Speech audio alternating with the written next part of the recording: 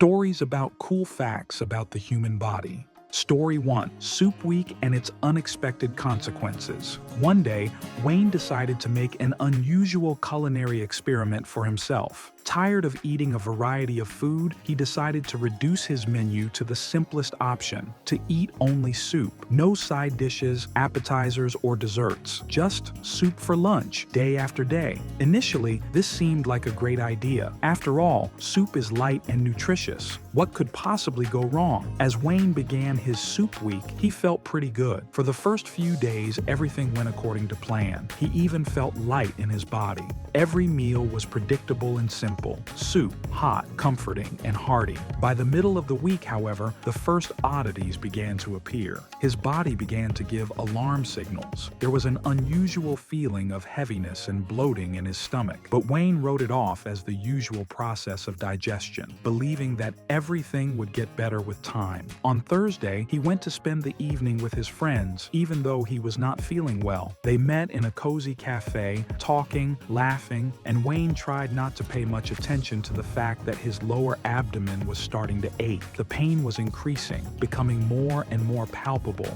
and with each passing hour, the discomfort only grew worse. At some point, it became clear to him that the situation was getting out of control. The internal tension was no longer allowing him to concentrate on the conversation, and apologizing to his friends, Wayne decided to go home. With each step on the way home, the tension in his stomach increased. The strangest thoughts began to flicker through his mind. Wayne was already imagining how the consequences of his soup diet were about to turn into a real disaster. In his imagination, he pictured a scene where his stomach just couldn't take it, and something resembling a fizzy sauce burst out of it, which could explode at the most inopportune moment. Once he reached home, Wayne quickly dropped his things and headed for the bathroom. As he sat down on the toilet, he prepared for the worst. But what happened next exceeded his wildest expectations. Instead of the long-awaited relief, a long, drawn-out series of loud and deafening gasps began. The sound lasted so long that Wayne could not contain his astonishment. Half a minute of continuous release of air. It was like a release from a whole week of accumulated tension. Stories about cool facts about the human body. Story 2. The Invisible Enemy. How stress changes our bodies and leads to tragedy. Travis has always considered himself a person who can cope with any difficulties in life. Working in an office, bosses' demands, family matters, and financial issues were all part of his normal rhythm of life. He was used to the constant race, to multitasking, and to endless deadlines, never thinking about how it might affect his health. Stress was a constant backdrop for him that he seemed to have learned to live with. However, the human body, no matter how resilient, has its limits. At some point, Travis began to notice that he began to tire more quickly. His mood began to change more often, and the tension in his chest, which he had once considered normal fatigue, began to occur more often and would not let go throughout the day. He put it down to his usual worries, to the lack of time for rest, believing that it would go away by itself, but the inner anxiety did not let him go. In fact, what was happening to Travis was far more dangerous than he could have imagined. The stress he was experiencing on a daily basis was affecting not only his psychological state, but also his body, his blood. The mechanism laid down by nature for self-defense began to work against him. When a person faces stress, his body perceives it as a potential threat to life. In ancient times, this mechanism was necessary for survival. When meeting a predator or an enemy, the body needed to mobilize quickly, and the blood needed to thicken so that in case of injury, the clotting process would begin instantly. Travis didn't know that every time he experienced intense nervous tension, his blood gradually became thicker and thicker. It was an imperceptible but constant process. The moment his heart should have been working normally, it had to pump blood that was getting denser and moving slower through the vessels. The vessels were narrowing and the blood pressure was rising. The heart started working double time trying to cope with the situation, and each new stressful situation only added to the strain. One day in the middle of a busy workday, when the deadline was looming, the phone was ringing non-stop, and the bosses were demanding a report. Travis felt a strong strong heaviness in his chest. It wasn't like normal fatigue. The pain began to spill down the left side of his body, reaching his arm. Travis froze. He couldn't understand what was happening, but at that moment his instinct for self-preservation kicked in inside him. He quickly left his workplace and headed for the nearest hospital. This decision saved his life. Doctors confirmed what he could not have imagined. Travis had a pre-infarction. Blood clotting on the background of constant stress led to the formation of a thrombus, which at any moment could block a vessel and cause a heart attack. Story 3. On the edge of possibility. James has always been fascinated by water sports, but his interest was not just a hobby, but a real passion. In every spare moment, he would go to the lake to go scuba diving. This sport required not only physical fitness, but also a deep understanding of how his body worked in an aquatic environment. But despite his years of experience, James was amazed when he learned about the diving reflex and its amazing effects. This reflex, known as the immersion reflex, is an amazing biological phenomenon that occurs when a person is immersed in water. When James immersed himself in a body of water, he often noticed that he could hold his breath much longer than he could on land. He could feel how his body was adapting to conditions where oxygen was becoming scarce, and this knowledge fueled his research interest. Immersion in water triggers a complex of physiological changes in the body. The first noticeable change is the slowing of the heartbeat. When the body is submerged, especially if the face is submerged in water, the heart begins to slow down. This process is called bradycardia. This slowing of the heart rate helps to reduce oxygen consumption and directs it to vital organs such as the brain and heart. This mechanism allows the available oxygen to be utilized more efficiently, which is crucial when staying underwater for long periods of time. The next change concerns the blood vessels. Under submerged conditions, the blood vessels in extremities such as the arms and legs begin to contract. This vasoconstriction helps redirect blood to the internal organs, which also helps conserve oxygen. These physiological changes allow the body to minimize oxygen consumption, extending the time that can be spent underwater. One day, while exploring his body's capabilities, James decided to conduct an experiment. He went to a swimming pool and dived to different depths, trying to measure the time he could spend underwater without having to take a breath. At first, he found that with each new dive, he could stay underwater longer and longer. This discovery got him thinking about how this reflex worked and what its limits were. James's underwater explorations not only satisfied his personal curiosity, but also made him realize the importance of proper training and preparation in water sports. Story 4. In a world of absolute silence. Nancy has always considered herself quite attentive to the world around her. She was used to the sounds of everyday life, the ringing of the phone, the noise of cars outside the window, and people talking around her. These sounds made up her usual background noise, which helped to mask the small but not too pleasant sounds coming from her own body. One day, Nancy learned of the existence of a special room that was completely isolated from outside sounds. This room was located in a research center in her city and was known for its ability to absorb all sounds, even the quietest ones. The place was called the anechoic chamber. With curiosity and a small sense of excitement, Nancy signed up for a tour to experience this unusual silence for herself. When she first entered the chamber, Nancy was struck by the absolute silence. Her surroundings were so isolated that not the slightest sound could be heard. Even her own breathing seemed muffled. She noticed that despite this strange silence, her own inner sensations were beginning to attract attention. At first, it was a barely perceptible noise that she couldn't identify. As time passed, the sound became more and more pronounced. Nancy heard something that sounded like hissing and quiet gurgling noises. At first, it seemed strange and even a little frightening to her. She couldn't understand where the sounds were coming from until she realized that it was coming from herself. Once in this unusual room, Nancy began to realize how many sounds that would normally be suppressed by background noise were actually being produced by her body. Sounds that she had previously ignored began to be heard more clearly than ever before. It was not only strange, but also a little unpleasant. The pulsing of blood in her veins, the hissing of her stomach, and even some breathing sounds became clearly audible. It was like an intimate and unexpected discovery of how her own body worked. As time went on, Nancy became accustomed to these sounds. She began to observe how they changed depending on her movements and internal state. This new awareness of her own body made her think about how our perception can change depending on our environment. environment. In everyday life, many sounds are hidden under the noise of city life,